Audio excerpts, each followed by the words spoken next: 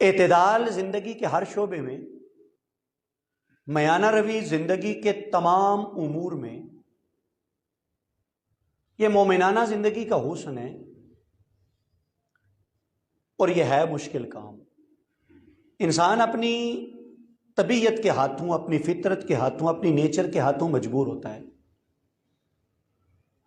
ہم دسترخوان پہ بیٹھتے ہیں، وہاں سے لے کر بازار تک، کمانے سے لے کے خرچ کرنے تک، اولاد میں بیٹھے ہوں وہاں سے لے کے دوست احباب کی بزم اور صحبت تک، ہر معاملے میں ہم فیصلے کرتے ہیں اپنی طبیعت کے رجحان اور میلان کے مطابق، اور وہ جو طبی رجحانات ہوتے ہیں وہ ہمیں اعتدال کے راستے پہ رہنے نہیں دیتے۔ ایک بندہ ہمیں اچھا لگتا ہو، اس کی بری بات کو بھی ہم اس پیرائے میں بیان کرتے ہیں کہ پتہ یہ چلتا ہے اس نے عین وحی کے مطابق یہ کام کیا ہے۔ اور اگر بندہ ہمیں بھلا نہ لگتا ہو، بھاتا نہ ہو، تو وہ اگر تہجد بھی پڑھ رہا ہو تو ہم اس کے تہجد پڑھنے کے انداز میں بھی خامیاں، نقص اور عیب تلاش کر لیتے ہیں۔ نتیجہ اس بات کا یہ کہ ہم اعتدال کی نعمت سے محروم ہیں۔ ہمارا من چاہے تو ہم صرف نمازیں ہی نہیں پڑھتے، ہم بانگیں بھی دے لیتے ہیں، اذانیں بھی دے لیتے ہیں، نوافل کا بھی اہتمام کر لیتے ہیں، شب بیداری کا بھی اہتمام کر لیتے ہیں۔ ہمارا من نہ چاہے تو ہم فرض نماز کو بھی نظر انداز کر دیتے ہیں، اس لیے کہ ہم طبیعت کے ہاتھوں مجبور ہیں، ہم اعتدال کے راستے سے محروم ہیں۔ ہمارا دل کرے تو ہم رشتہ داروں کے ہاں سے اٹھتے ہی نہیں، ہمارا دل نہ کرے تو ہم 4 سال رشتہ داروں کی طرف پلٹ کے دیکھتے ہی نہیں۔ الغرض میں اگر اس بات کو اگر میں خطابت کا رنگ چڑھاتا جاؤں تو یہ بات طویل ہوتی چلی جائے گی۔ میرا کہنے کا مقصد یہ ہے کہ جملہ امور حیات میں ہم اعتدال سے محروم ہیں، اس لیے کہ اعتدال مشکل راستہ ہے۔ اعتدال، توازن، تناسب اور میانہ روی، یہ اختیار کرنے کے لیے آسان کر دوں تو طبیعت کو کچلنا پڑتا ہے، نفس کو دبانا پڑتا ہے، طبی میلانات اور رجحانات کو کل کرنا پڑتا ہے، اپنی مرضی پر کسی اور کی مرضی کو غالب کرنا پڑتا ہے، اور یہی کام مشکل ہے۔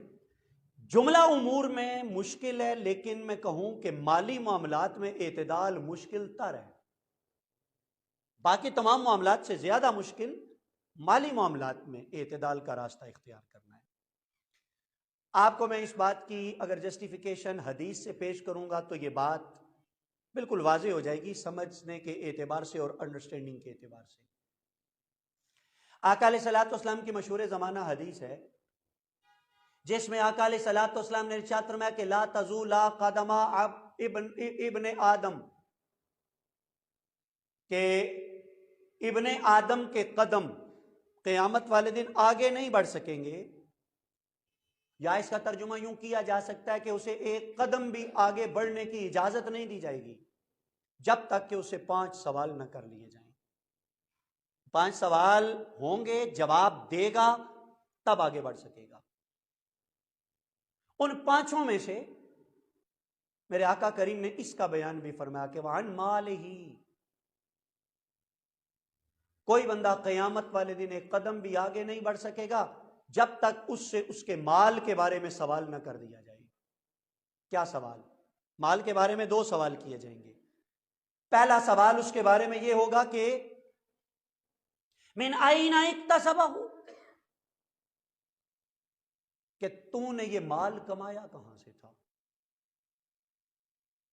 تیری کمائی کا سورس کیا تھا، ذریعہ کیا تھا، مال تو نے جو حاصل کیا کیسے حاصل کیا۔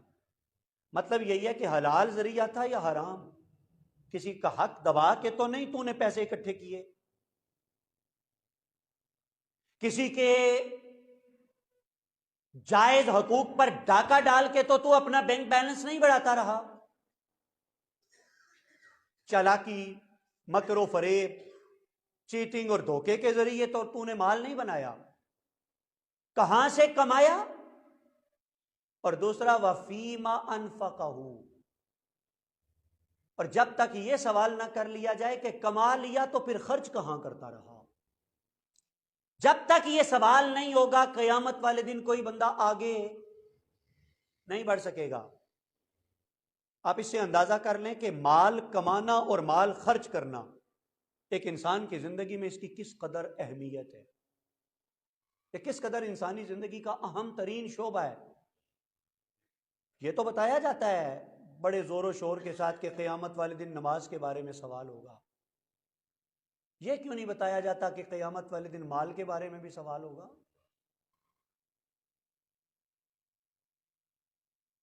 میں یہاں پہ پھر بات ذہن میں آئی ہے تو عرض کروں، وہ امام قاضی ابو یوسف علیہ رحمہ سے کسی نے پوچھا تھا کہ کیا آپ نے تصوف پر کوئی کتاب نہیں لکھی؟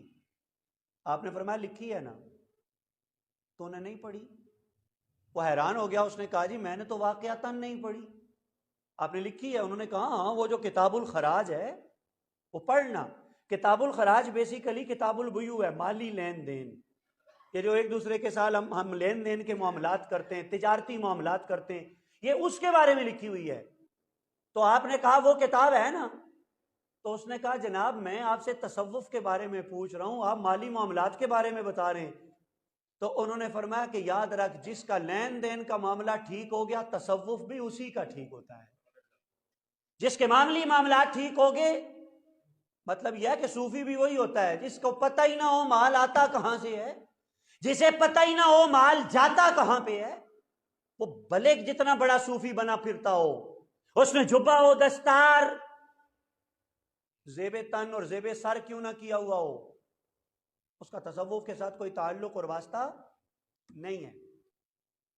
تو مال کمانا، مال خرچ کرنا، یہ دونوں معاملات انسانی زندگی میں انتہائی اہمیت کے حامل ہیں۔ اس لیے قرآن مجید فرقان حمید نے عباد الرحمن کی صفات میں سے یہ صفت بیان کی۔ اچھا، یہاں سے ایک بات اور بھی اشارۃ النص سے آپ کیا لیں سمجھ میں آ گئی، وہ یہ کہ یہ جو ایک تصوف کا نقشہ کھینچا جاتا ہے کہ جی صوفی وہ ہوتا ہے جو مال سے بیزار ہو، صوفی وہ ہوتا ہے جو ہاتھ پہ ہاتھ دھر کے بیٹھ جائے، وہ کمائی نہ کرے، وہ محنت ہی نہ کرے، وہ کسب حلال اور عقل حلال کی وہ کوشش ہی نہ کرے، وہ مزدوری ہی نہ کرے، وہ محنت ہی نہ کرے، اس کو کہا جاتا ہے کہ یہ تصوف ہے۔ قرآن مجید فرقان حمید اور حدیث ہماری رہنمائی کیا کرتی ہیں؟ بھئی صوفیوں ہی کی میرا رب صفات بیان فرما رہا ہے، اس بات کو سمجھیے۔ اللہ رب العزت اولیاء کرام کی خوبیاں بیان فرما رہا ہے، اپنے پیاروں کے علامات بیان فرما رہا ہے، اور اس میں بیان فرماتا ہے کہ وہ مال خرچ کرنے میں نہ کنجوسی کرتے ہیں نہ فضول خرچی کرتے ہیں۔ اس کا مطلب یہ ہے کہ مال اولیاء کرام کی زندگی سے جدا کوئی چیز نہیں ہے، مال اللہ والوں کی زندگی سے الگ تھلگ کسی شے کا نام نہیں ہے۔ دنیا کی دولت ان کی بھی ضرورت ہے، مال ان کی بھی ضرورت ہے، کمانا بھی ضرورت ہے اور خرچ کرنا بھی ضرورت ہے، اور قرآن حکیم اس بات کی مذمت نہیں کرتا، قرآن حکیم اس بات سے منع نہیں کرتا کہ آپ مال کمائیں۔ ہاں، صرف مال کمانے والا ہی بن کے رہ جانا، قرآن مجید اس کی مذمت ضرور کرتا ہے، اسلام اس سے ہمیں منع ضرور کرتا ہے۔